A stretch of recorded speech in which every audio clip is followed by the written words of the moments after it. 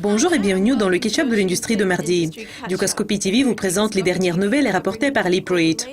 Commençons par une nouvelle que Bitstamp, une des principales plateformes d'échange de Bitcoin, a temporairement suspendu ses services comme la société a rapidement agi suite à ce qu'il suspecte être un problème lié au portefeuille opérationnel. La société a fait une déclaration sur leur site. Par mesure de sécurité contre des compromis, Bitstamp ne maintient qu'une petite partie de Bitcoin des clients dans les systèmes en ligne. Bitstamp détient suffisamment de réserves hors ligne pour couvrir les pertes subies. En attendant, veillez ne faire aucun dépôt sur des adresses Bitcoin précédemment créées. Ils ne pourront être honorés. Bitstamp a été temporairement suspendu de l'indice des prix de Bitcoin CoinDesk, comme son API n'a pas été disponible.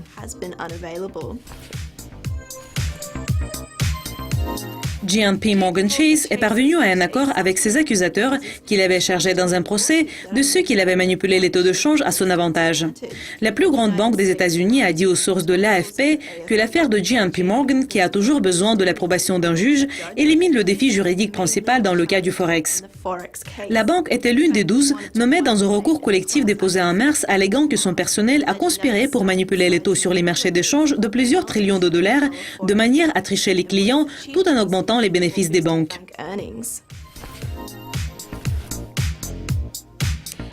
Aujourd'hui, FX Pro a annoncé qu'il a rétabli la négociation des paires de l'euro-rouble et du dollar-rouble. La négociation du rouble a été temporairement suspendue par un certain nombre de sociétés en décembre en raison du manque de liquidité en rouble qui a nui à l'ensemble du marché.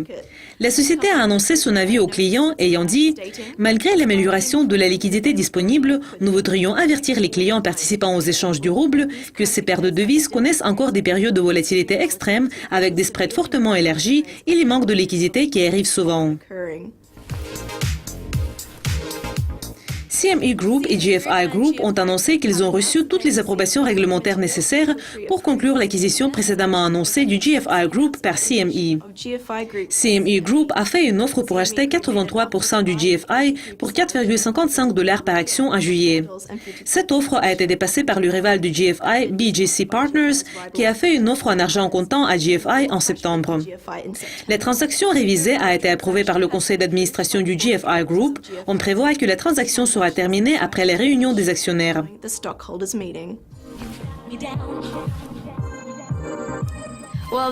C'est tout pour le Ketchup de l'industrie d'aujourd'hui.